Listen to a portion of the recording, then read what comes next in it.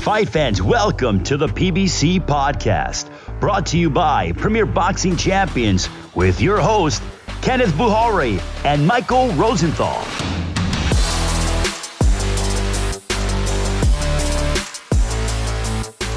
Welcome everyone to the PBC Podcast. I'm Kenneth Bouhairie. And I'm Michael Rosenthal, editor of USA Today's Boxing Junkie. Thank you all for joining us this week in what should be a great show as we examine the state of the heavyweight division. We are just days away from fisticuffs on Labor Day weekend, guys. Andy Ruiz Jr., Luis Ortiz on FOX Sports Pay-Per-View in what could be a fight of the year candidate. More on that in a bit. There is more heavyweight news. Earlier this week, a press conference was held in New York launching the Deontay Wilder versus Wilder-Helenius Fox Sports PBC Pay-Per-View headliner. That's Saturday, October 15th at Barclay Center in Brooklyn, New York. Mike, Deontay, as always, had plenty to say, and I liked what I heard from Helenius as well. What were your thoughts on their comments? Well, I've seen a million press conferences. The thing that stood out to me was how unusually chummy they are, which I think is genuine. I think these guys really like and respect each other. But my immediate thought was that's really not going to matter in the fight, though. There's a lot at stake for both guys. Wilder isn't a win or is a win or maybe two wins, away from another world title shot. And Helenius' life's going to change if he wins this fight. And most important to fans, this is a fan-friendly matchup. How could that not be a great fight for as long as it lasts? Yeah, and look, Wilder and Luis Ortiz are pretty good friends too, but when they got in the ring, they were trying to knock each guy's heads off. Now, we saw some real back and forth, bad blood. When the two co-feature combatants took the stage, things got spicy between former super middleweight champions Caleb Plant and Anthony Durrell. What was your reaction when all the back and forth popped off? Yeah, the bad blood seems to be real, which always injects a little bit of spice into the matchup, and it probably had some motivation for both guys. But it goes back to the same thing for me, like Wilder and Helenius. None of that's going to matter when the fight starts. Yeah. This is a significant test for Plant, who lost to Canelo Alvarez in his last fight. He can't afford two losses in a row. And I think Durrell is pretty much done if he loses this fight. I think the stakes are really high for this fight. And it's what makes it one of the reasons that it's so compelling. And probably why they're drawing so much. I mean, I thought it was great. They're two strong personalities. They're both proud former champions. I think it's going to be a great fight. And, as you said, that both guys understand what's at stake here. Speaking of what's at stake, I said we'd get to Sunday night's card in a bit, and here we are with the PBC Fight of the Week.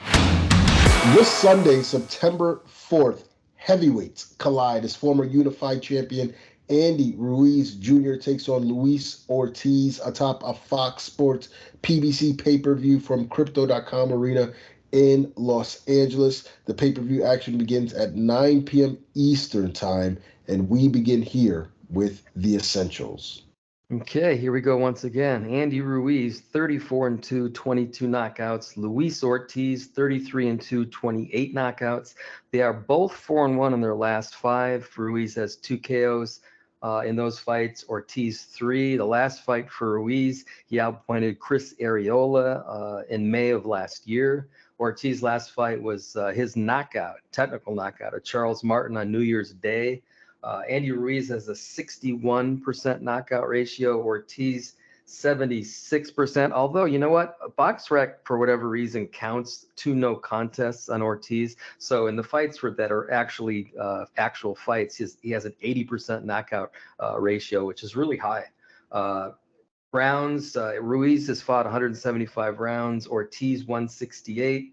Ruiz is 32, and in his prime, Ortiz is 43. Probably not in his prime, but still getting it done.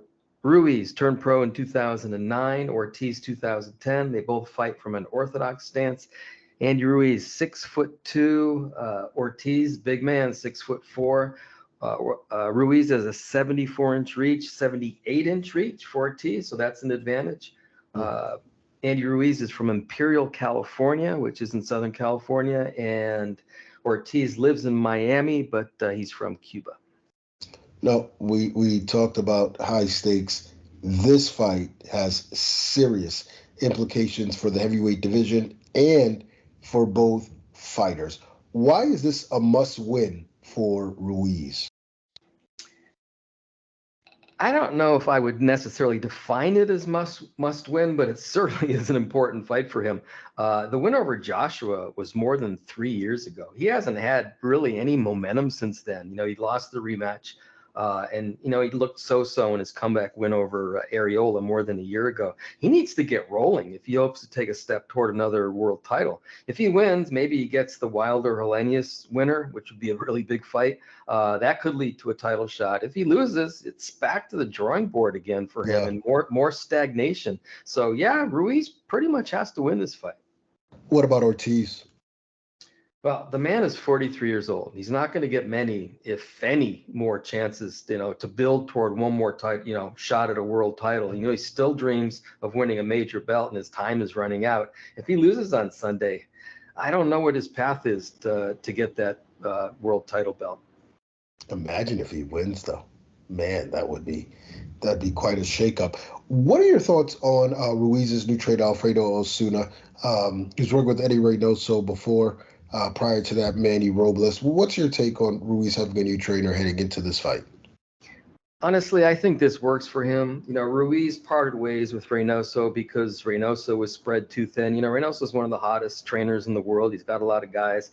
He can't give Ruiz the attention that he wanted. He wanted somebody around full time, so he called upon Alfredo Osuna, who's been around for a long time, been around Ruiz for a long time. He knows what he's doing, and he gives Ruiz all the time he needs. I think it's a really good marriage for Ruiz. Of course, we'll see how he looks in the fight on Sunday.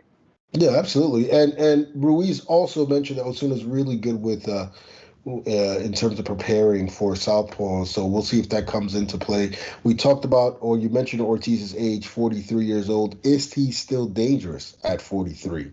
Hell yeah, he's still dangerous. I don't think his legs are what they once were, but he still has the ring intelligence. That's not going to go away. And he's got that elite punching power. Look at his last fight against Charles Martin. Martin was winning when Ortiz landed a huge overhand left that hurt Martin really bad, and he stopped him, shortly after that. So the power is there. Ruiz has to be wary of that, although he also has a good chin. So that's an interesting matchup in that sense. Yeah, although, to your point, he certainly doesn't want to get tested by King Kong. What does a win mean for each fighter? Well, as I said earlier, if this is a big fight for Ruiz, I'll take him one at a time. He's probably fully expects to win this fight, and then he gets hopefully he would get the winner of the Wilder and Helenius fight, and then he's right there. Then I think he's at the head of the line for a world title shot. So if he wants to get that title shot, he's got to win this fight. He's got to go through Ortiz, and this is absolute do or die for Ortiz. I think if he wins, then just what I just said about Ruiz, you say about Ortiz. Maybe he gets the winner of Wilder and Helenius. It's kind of hard to imagine a third fight with Wilder, but they gave us 2 good fights. Why not 3, right? Yeah. And then he's in line to get for a world title at his age. So there's a lot at stake. Who are you picking? Ruiz can't just stand and exchange with Ortiz. If I were Ruiz, I'd box and move in the first part of the fight, try to wear down Ortiz's legs, and then gradually throw more and more power shots. So I'm giving him my game plan. Ruiz's head can take a punch, but his legs can't. He got, which seemed obvious to me in the Martin fight. He got knocked down by a jab, and it's kind of weird. And I think it had more to do with his legs than anything else. Oh, you're referring to Ortiz.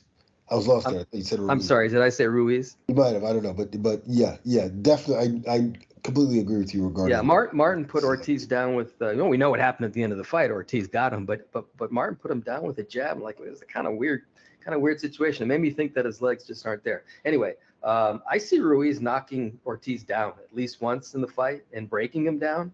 I think Ruiz is going to follow the lead of Wilder. I think he's going to take Ortiz out. I'm going to say Ruiz KO 10. I'm with you. I like Ruiz late as well. I think he's gonna have to take his time here. Again, break him down, work the body, work that left hand, and get the older man out of there. Although I will say this, a lot of people whose opinions I respect are picking Luis Ortiz to win. So Yeah, I find that interesting. It's a good fight. it is. Could It's a happen. real 50-50. Yeah. I mean, Yeah. and it could be really explosive as well. We'll see if we both nail this one. Now, in the co-feature, rising lightweight contender Isaac Cruz takes on Eduardo Ramirez. Mike, we last saw Cruz against Yuriorkis Gamboa in April. He scored a stoppage win. What were your thoughts on his first performance since the decision loss to Gervonta Tank Davis? Well, it wasn't artistic. Cruz is not an artist, but it was sure effective, which is Cruz's thing, just seek and destroy. He just battered Gamboa from pillar to post until the fight was stopped. Others have stopped Gamboa, but no one did it quite as brutally as Cruz did. I think Cruz in that fight bolstered the respect he earned by pushing Tank Davis to his limits in his previous bout. He's just a force of nature in that division. I think he's a major factor in that division. I look forward to seeing what he can do. What about Ramirez? I mean, he's moving up to 135 for this fight. How will his style, especially considering the move up, translate against someone like Cruz? Well, my first thought was, wow, that's a big. Not only is he moving up weight, he's moving up weight to fight a little monster like Cruz. So this it's really, it's a big challenge for him. Ramirez was a featherweight 3 fights ago. He's a smaller, less experienced guy, stepping up to face one of the most feared little men in the sport. It seems like mission impossible for Ramirez, but he's a good fighter and he's on a nice run. So we'll see what he can do. Yeah, agreed on a nice run. So, I don't expect him to stand there and go toe-to-toe with Cruz, but Cruz a lot of times doesn't give you much of a choice. Who or what should be next for the winner? Well, I'm stating the obvious. Everybody wants a shot at the top guys, starting with undisputed champion Devin Haney, and I'm assuming he beats George Kambosos Jr. again. And Cruz right now is already right there. He's already a legitimate opponent for any of them. So if he wins this fight, he sort of maintains his place, as one of the top contenders in the division. We don't know when he'll get his shot though. So in the meantime, I'm thinking kind of big, but I think Cruz likes a challenge. Maybe Frank Martin. That's risky for both guys, but it's an intriguing fight. Maybe Michel Rivera's first big test. Again, I know I'm suggesting risky fights, but shouldn't all fights be risky? Yeah, I agree. Those are all great fan-friendly fights. Who are you picking to win?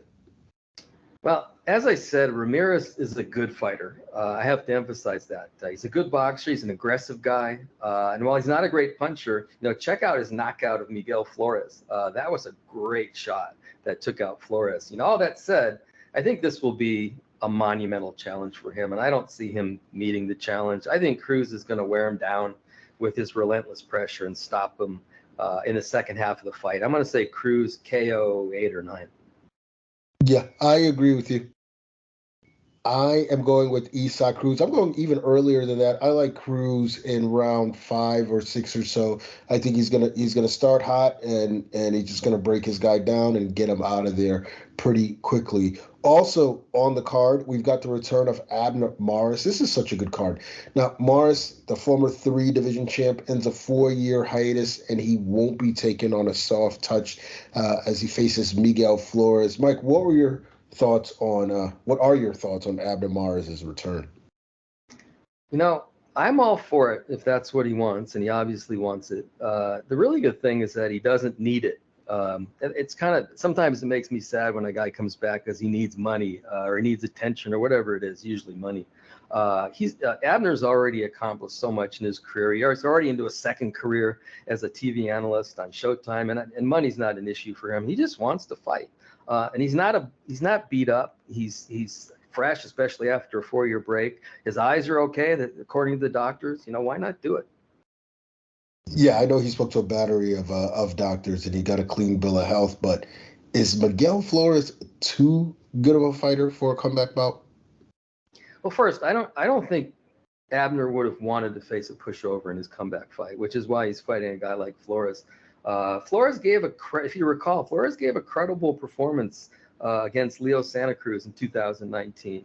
He lost, but he kind of held his own, which tells me something. He was stopped by Ramirez the following year with that shot that I described earlier. So the fight had been competitive before that.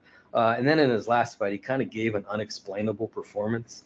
A split decision over just like a journeyman who's nobody's ever heard of, more than a year ago. But I still think this guy is a good fighter, though. This is probably a tough fight for Mares after such a long layoff. So I think it's actually a pretty good choice. A guy who's not a pushover, but not a world beater at the same time. Yeah. And who knows, Flores may be the type of person who rises to the occasion. What are your expectations for Mares in this fight? Honestly, I really don't know what to expect. On one hand, he's in his mid-30s and he hasn't fought in 4 years. It's tough to come back under those circumstances. Sometimes you just lose it after so long. On the other hand, he says he feels good, that training's gone well. He's a talented, experienced guy. If he hasn't lost too much, I think he'll give a good account of himself. The best I can say is that I'm really curious to see how it goes for him. Yeah. Now, if he does win, what would that mean for Abner? That's difficult to say, too. He really hasn't, they always say they haven't looked past this fight, but I really think he hasn't looked past this fight. I can only assume that he wants to, see how he performs before, making any decisions on what he does next. I think if things don't go well, this could be his swan song. If they do go well, if he feels like he can still compete with elite opponents, then he'll probably take the next step. I'm sure he'd like to win a title in a fourth division. Why not? But I think let's see how it goes, and I think that's his that's his perspective on it too. I think he wants to see how he looks and how he feels. What about Flores? What does a win here mean for him? I won't say the obvious. That depends on how Mares looks. If Abner looks like he doesn't have it anymore, like he's lost it, then Flores, will have beaten up an old man. But if Mares looks reasonably sharp and Flores still wins, which is a possibility, that's a big, big win for him. His name would suddenly be on the radar, which is an important step for any fighter. So, yeah, Flores wins this fight. His life's probably not quite the same. Are you picking him to win? I am really wrestling with picking anybody to win. I'm going to take a flyer and bet on Mares' pedigree and his experience. I believe him when he says he feels good in the gym, although there's a big difference. We all know there's a big difference between the gym and an actual fight. I think he'll outbox Flores and win a close but clear decision, but I have to add something. I won't be shocked if he falls flat. What he's trying to do isn't easy. Yeah, no, not at all. And look, I'm picking Miguel Flores to defeat Abner Mares. I like Flores by late stoppage or a close decision win. I think that Mares will struggle to find his rhythm early on, where Flores is sort of a slow starter. I think things will pick up steam in the mid rounds, and Flores will just be too hungry, too determined for Mr. Mares. We'll see what happens. Now, the pay-per-view kicks off with unbeaten lightweight prospect Jose Valenzuela in a very, very dangerous matchup versus Edwin De Los Santos. Jesuit Corrales was the original scheduled opponent, but Santos might be an even better one. Now, preceding the pay-per-view card, PBC on Fox begins at 8 p.m. Eastern Time with undefeated 154-pounder Joey Spencer taking on Kevin Salgado. Mike, this is, another bout featuring a major step up for a young fighter, this time the 21-year-old Spencer. Assess his career for us thus far. I think Spencer gets overlooked when people talk about the top prospects. He has the ability. He's got the strong pedigree. In my opinion, he's also improved fight after fight after fight. I've really liked what I've seen from him in his past several fights. So I think he's on a little bit of a roll, and I'm still expecting big things from him. What can you tell us about Salgado? Well, I'll just say that a lot of people thought he deserved the decision in his draw with Bryant Perella this past April. That alone says a lot about Salgado, at least to me, because Perella knows what he's doing in the ring. Salgado is a good, well-schooled boxer who likes to mix it up, and he's got heavy hands. This guy's no joke. He's a good all-around fighter. Yeah, I mean, we're talking about Salgado having a draw with Brian Perella. Is Joey Spencer ready for this sort of step up? I think he is. You base decisions to step up like this based on your fighters' performances. And as I said, Spencer has looked really good in his last several fights. He's ready for this, although, probably won't be easy for him, but that's just, part of the deal. I should also, note that this will be his first scheduled 10-rounder. And he's also, add one more thing, he's not a kid anymore. He's 22 years old. So big things are coming for him if he continues to win. That's right. I still had him at 21 years old, but you're right. He is 22. Are you picking him to win? Yeah, I think Spencer continues his ascent. I think he's going to encounter some resistance from Salgado, but he's the better fighter.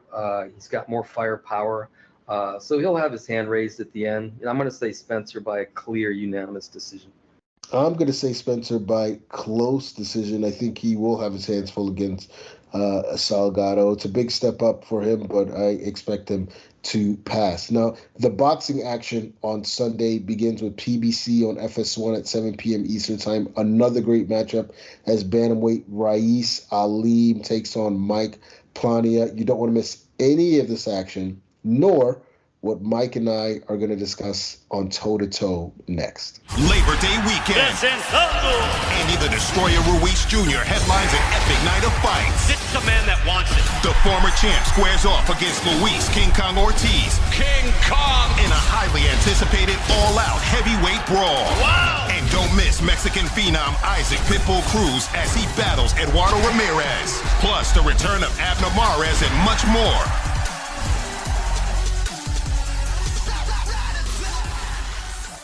It's time for Mike and I to go toe to toe. This week's topic is the state of the heavyweight division. We just recently saw Alexander Usyk beat Anthony Joshua again, and we have two major upcoming heavyweight fights: Ruiz versus Ortiz Sunday night on FOX Sports Pay-Per-View, and Wilder versus Helenius October 15th, also on FOX Sports Pay-Per-View. But before we get into the topic, Mike, why don't we begin by listing the top 5 heavyweights today? Okay, yeah, that'll give the listeners an idea of what's going on in the current era. So it's actually first 4 for me are pretty easy. Number 1 for me, in spite of what Usyk did, still is Tyson Fury, then Alexander Usyk, then Deontay Wilder, and then I think 4 still needs to be Joshua. I mean, after all, he just pushed Usyk to his limits. After that, there's a couple guys you can consider. I think I would go with Andy Ruiz based on, the victory over Joshua and just the ability that I see. There's other guys like Helenius and Joe Joyce. There's some young guys, but these guys are still sort of proving themselves. So for me, it's Fury, Usyk, Wilder, Joshua, Andy Ruiz. Yeah. And, for some time there, I heard folks say that this is a weak period for the heavyweights, or it's not as strong as years past. I don't hear it quite as much anymore, but how does this era compare to others? I think pretty good. And when I lay out next, I could lay out the different eras so that we can actually compare it to something. I think it'll become clear that it's a pretty strong era. So I actually did quite a bit of homework to sort of come up with this. This isn't a perfect list, but I broke it down the way I thought it should be broken down. So the first era, so we're starting with Ali, basically. The first era is 1970 to 1978, what I'm calling the Ali Frazier Foreman era. Joe Frazier, Muhammad Ali, George Foreman, Ken Norton, and guys like Jimmy Ellis, Jerry Quarry, Ernie Shavers, Jimmy Young, and Ron Lyle. To me, that's still the best era ever. Just the round robin of great fights and the personalities and everything. I don't think anything before or since has come actually even close to that one. The next era was 1978 to the mid 80s. I'm going to call that the Larry Holmes era. Holmes won his title by outpointing Norton in a classic fight, by the way. And he reigned till 85, when Michael Spinks beat him. Others from that era, Jerry Cooney and Tim Witherspoon, both actually are pretty good fighters. But there just wasn't a ton of depth. It was like Holmes and then everybody else. Next era was 86 to 90. That's the Mike Tyson era, which everybody loves. Tyson became the youngest heavyweight champ when he stopped Trevor Berbick at 20. He then beat a string of second-tier guys, including Bone Crusher Smith and Pinkland Thomas and Tony Tucker and Terrell Biggs, Tony Tubbs, Frank Bruno. You kind of get the idea. So it's another situation where it was sort of Mike Tyson and everybody else. And then he was upset by Buster Douglas. Then he went to jail, and he was never quite the same after that. Next era is 1990 to 2003. I call that the Evander Holyfield, Lennox Lewis, Riddick Bowe era. Probably should put Lewis first. Holyfield stopped Douglas to start the first of his 4 reigns as champion. Lewis had three reigns, and Bowe had 2 reigns, but never fought Lewis, and just didn't do as much as he probably should have given his talent. Others who fought in that era, Tyson during his second reign as champ, Michael Moore, and Foreman in his comeback. So that's actually a pretty strong era, 90 to 2003. Yeah. 2004 to 2015, I think is kind of a weak era. That's the Klitschko era. There were Vladimir and Vitali, for more than a decade, and then really nobody else worth even mentioning until Tyson Fury outpointed Vlad. In 2015, I think I have the year right.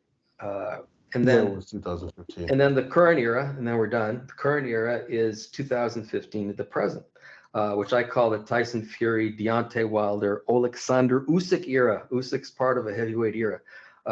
Fury has been the dominating force, post Klitschko, but Wilder had a long dominating run as champion, and Usyk now is being hailed as a great fighter. After beating Anthony Joshua twice, and he probably deserves it. Joshua was once thought to be on a path to greatness, but maybe not now, and that's a different conversation maybe. And then you throw in Andy Ruiz, as I said, and a few others, and I think you have a strong era. Yeah, I'd say. Hey, I think one way to determine the strength of an era is by the number of great fighters in it, namely who are the potential Hall of Famers. Let's start with Tyson Fury. Let's break these names down, beginning with Fury. Is he a Hall of Famer? And if so, what makes him one? Definitely a Hall of Famer.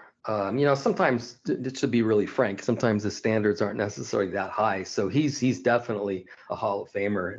I think he's also a great fighter. He's like the dominant heavyweight of his era as of right now. A guy who just he rises to every challenge, and he's done that. He had the draw with Wilder, but he bounced back and he beat him twice after that. So he's risen to every challenge. He's got the ability. He's a big, strong guy, and he's proved over and over again that he's also resilient. He's a tough guy, which you can't say for some people, like Joshua, for example. Yeah, I think look. He beat the 2 longest reigning heavyweight champions in recent memory in Deontay Wilder and Vladimir Klitschko. But beyond that, he's got a lot of good, other wins. Otto Wallin, Derek Chisora, when Chisora was significantly younger, closer to his prime. Dillian White, obviously, he obliterated him. No question Tyson Fury is a Hall of Famer. What about Usyk? Well, now there's kind of no doubt.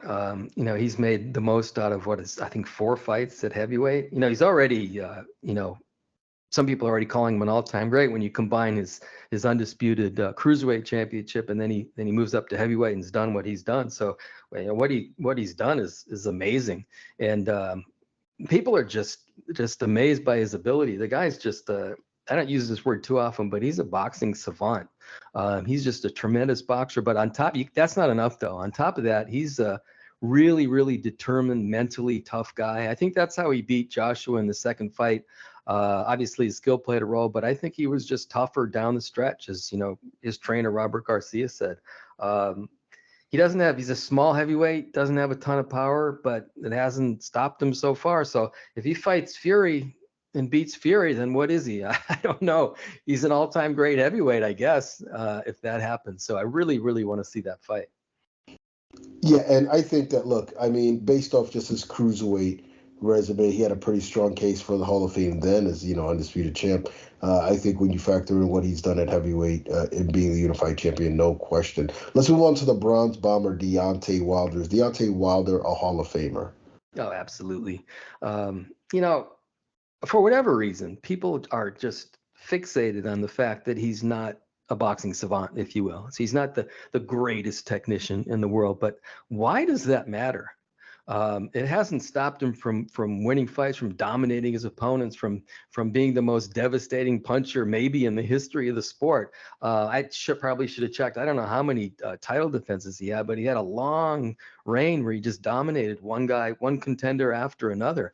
The guy might not be Vasily Lomachenko or Alexander Usyk, but I've said this before on the podcast, he knows how to land those big punches because he's done it over and over and over again. So he's a better boxer than people give him credit for.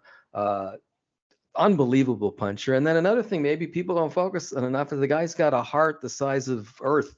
He's got a huge, huge heart, really determined, brave guy. I just love Deontay all the way around, and plus he's really fun to watch. He's probably more fun to watch than any of the guys we're talking about here. Absolutely. I mean, definitely one of the more exciting heavyweights of all time, one of the hardest hitting heavyweights of all time. I mean, a guy who's 215 pounds, flattening guys 240, 250, 260, 270, which is the very definition of pound for pound, in my opinion. And then again, it's not easy to hold on to a belt for a long time in the heavyweight division where one punch, changes everything. We saw Tyson lose it all in one night to an unknown guy named James Buster Douglas. Riddick Bowe, and you and I discussed this a couple days ago. Other than Evander Holyfield, Riddick Bowe really doesn't have too many significant wins on his resume. So I think that Wilder being able to hold the title for 5-6 years and defend it 10 times, absolutely a Hall of Famer.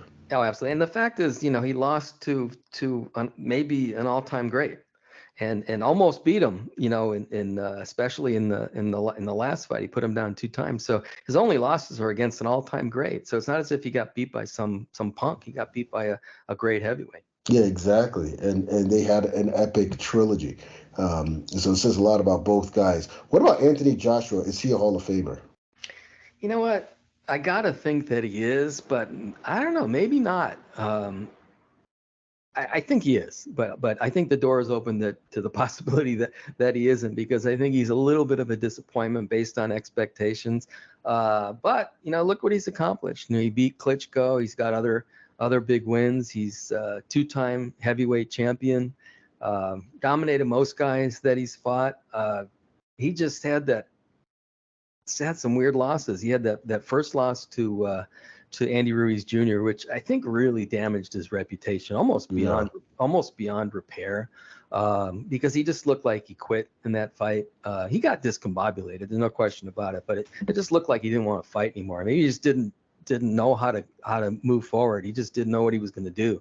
He's like, I'm at a loss here. There's no point for me going on. But he quit in that fight. In the second fight, you got to give him some credit. He comes back and he outpoints Ruiz, but he did it in such a tentative way. It wasn't an inspiring victory. I mean, I was impressed with his ability, and he got his hand raised. But for me personally, it didn't do much to alleviate what happened in the first fight in terms of his reputation. And then he loses back-to-back fights against Usyk. Now Usyk's maybe an all-time great, and even though he's a smaller guy and doesn't punch that hard, and you got to give him credit. He looked better in the second fight. He looked more determined, in my opinion, not determined enough. He should have been even more aggressive than he was, but he was more determined than in the first fight. But he still, failed to win, and then he kind of freaked out after the fight, which was kind of weird, also. But I guess maybe to answer your question, he's probably a Hall of Famer. But I guess for him, he's not done. So he still has a chance to sort of correct this, if you will. As I said, I think I said it last week, or the week before. Maybe the pressure's off him now. Maybe there's so much pressure on him to rebound, to win these fights, and maybe now it's just like, okay, screw it. I'm just gonna go make money and have fun, and whatever happens. And maybe that's what he needs. Maybe he looks good in the next couple of years. So we just have to wait and see. Yeah, I think it could certainly help him, and maybe he does feel like, the burden is off his back. I just don't know if it'll give him a better engine when the going gets tough late. And it seems like, again, that Usyk just sort of outdogged him in those last 3 rounds. And we kind of saw something similar with with Andy Ruiz. I don't think Anthony Joshua is there yet as a Hall of Famer. I just don't. A lot of folks talk about he's got the best resume among heavyweights, and yes, he has beaten some good contenders there, but he's just not there in terms of consistency and quality. So the jury's still out on Joshua. Now, your fifth name, the guy you mentioned, was Andy Ruiz Jr. Is he a Hall of Famer? No, I don't think so. But again, the situation where he's not done. Let's see what happened. But if let's say he couldn't fight, let's say, God forbid, he got hurt and he couldn't fight this Sunday, which would be a disaster. And then he could never fight again. It's, in other words, if his career ended at this minute, he's got that one great victory, but that's it. And then you sort of have to maybe temper that a little bit based on what Joshua's done afterward. I don't want to diminish what he did. It was amazing. That's one of my favorite fights of all time. Again, I'll never forget him jumping up and down after that fight. It was incredible. But I think he would have to do more to be a Hall of Famer, and it's a possibility. He's only 32 years old, which is kind of young for a top heavyweight. Let's say he beats Ortiz in this fight, then gets a shot at the Wilder-Helenius winner, and then wins that fight. Then he's got a shot, probably has a shot at a world title. And then if he keeps winning, then I think maybe we need to reassess and think, well, maybe he's the guy. Now, the question is, can he do it? I think he can. I'm not saying he will, but I think he can. I think he's a good all-around fighter. He's got a great chin, which helps. He's got experience in big fights, so I think it's a possibility. So I think we just need to wait and see with him. But as of right now, no, I don't think he's a Hall of Famer. Yeah, I think he still has more to do, but he's got the time to do it. He can still go out and establish a Hall of Fame legacy for himself. And speaking of which, let's look at 2023. We've got the two big fights coming up, September and October. Where do you see the heavyweight division headed? I sound like a fighter. I'm just going to take it one fight at a time. I love the Wilder-Helenius fight. I just love watching Deontay fight, period. I don't care who he fights. And I love the fight against Helenius because, one, Helenius is coming off those two really impressive knockouts of Adam Kopnatski, so he's hot right now. He's also a big, tall, strong guy who could, knock a building down, maybe not to the extent that Wilder can. So I can't wait for that fight.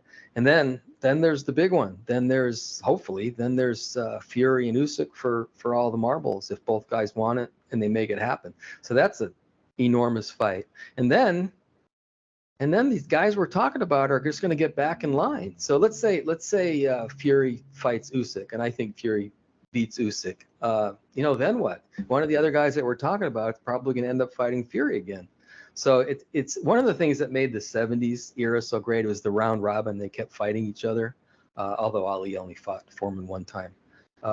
That's the kind of situation we got going here. We have these future Hall of Famers who keep fighting each other. And I still think, and I've said this before also, I still think Fury's going to fight Joshua at some point. It's maybe worldwide, it's not as big as it once would have been, but in the UK, it's still an enormous fight. So there's just so much to look forward to, assuming that these fights can be made. Yeah, I completely agree with you. I mean, I think we're probably looking at a Deontay Wilder versus Andy Ruiz showdown early next year if they can both win their respective fights. Obviously, we'll see what happens with the undisputed fight. It wouldn't surprise me if the winners faced off against each other. But I mean, a mix and match of any of these guys, I think, is a great fight. And fight fans have seen a lot of great encounters over the past few years. I feel like we don't appreciate the kind of fights that we've been getting. It's always like, well, what's next, or what fight hasn't been made? Well, the thing is that in an important sense, we've been lucky with Wilder because every fight that he fights is really fun to watch, and that can't be underestimated. That's what this is. It's entertainment, and he's an entertainer. And the rest of the stuff, maybe nobody's quite as exciting as him, but the fights have been really compelling and dramatic and that kind of stuff. Yeah, definitely. And one thing that we haven't talked about here is that, I think maybe we just mentioned it in passing, there's some good young heavyweights coming up too that are going to cause problems for these guys, or they're going to follow these guys. So the era, I don't know how we're going to describe this era long term, but there's guys on the heels of these guys like Jared Anderson, who seems to have a lot of promise, Frank Sanchez, who seems to have a lot of promise, Joe Joyce, why am I blanking on Dubois' first name over in the UK? Yeah, Daniel Dubois over in the UK, and I'm probably missing one or two guys. So there's some good young heavyweights. It's like, in other words, the next era is, if it is the next era or it's part of this one, it's still going to be strong, I think, because these guys really look like good fighters. Yeah, I'm with you. I mean, I think that we're seeing sort of a renaissance. Shout out to Deontay Wilder, because I do feel he brought a lot of excitement back to the heavyweight division. You know, you kind of mentioned that, you know, the Klitschko era was weak era. I wouldn't necessarily say it was weak, but it just was kind of boring. I wish there were more guys who could have challenged him. I mean, listen, Vladimir had those weird losses earlier in his career. You know, he never should have lost to those guys. And Vitaly only lost because of an injury. And then I guess the cuts and injury too. He looked like he might have beat Lewis, and that might have been on his way to beating Lewis. I don't think so. Well, let's put it this way: it was a close fight. It could have gone. Who knows how it would have gone, right? But it ended on that gruesome cut. So they just didn't have the opposition. I always craved like a real challenge for those guys, and it just wasn't there. But I want to emphasize, you know, I just love both of those guys and have tremendous respect for them. I didn't necessarily at the very beginning, but it didn't take long for me to say, listen, these two guys are special, and they were special, and now they're proving that they're leaving no doubt that they're special people. Yeah, for sure. On everything else. Yeah, absolutely. And in terms of boxing, I think underappreciated, particularly Vladimir, who had such a long title reign. But again, I mean, it wasn't that interesting. After all, I stopped watching the fights, quite honestly. You know, I like the Chagayev fight and all of that. They were just. I was at that fight. That might have been among the worst 5 fights of my entire career. I was in Germany at a soccer stadium, and like in the middle of the fight, when you're supposed to be hearing cheers, you could literally have heard a pin drop. It was like eerily boring. Yeah. But his fights I think he was kind of fun to watch, depending on the opponent. He had that huge right, and he kind of had a system, almost a little bit like Canelo. He kind of just had a system: jab, jab, jab, and just look for that big right, and it almost always landed. Yeah, absolutely. I mean, that Manny Stewart school. I would have loved to see Manny Stewart with Deontay Wilder, by the way. And I love Malik Scott. But I keep thinking about a younger Deontay with the Manny Stewart. That style, that jab, jab, jab, right hand. Ooh, that would have been sick. And maybe that's what Malik Scott's got cooking up for October 15th. And with that is going to do it for this week's show. We want to remind you guys, Sunday, September 4th, FOX Sports Pay-Per-View from Crypto.com Arena in Los Angeles. Huge heavyweight battle between Andy Ruiz Jr. and Luis King Kong Ortiz. Real 50-50 fight of the year candidate. I can't wait to see what's going to go down. Plus a great undercard, and of course fights on Fox at 8 p.m. Eastern and FS1 at 7 p.m. Eastern. We want to thank you guys as always for tuning in. Be sure to check us out next week for more Boxing Banner right here on the PBC Podcast.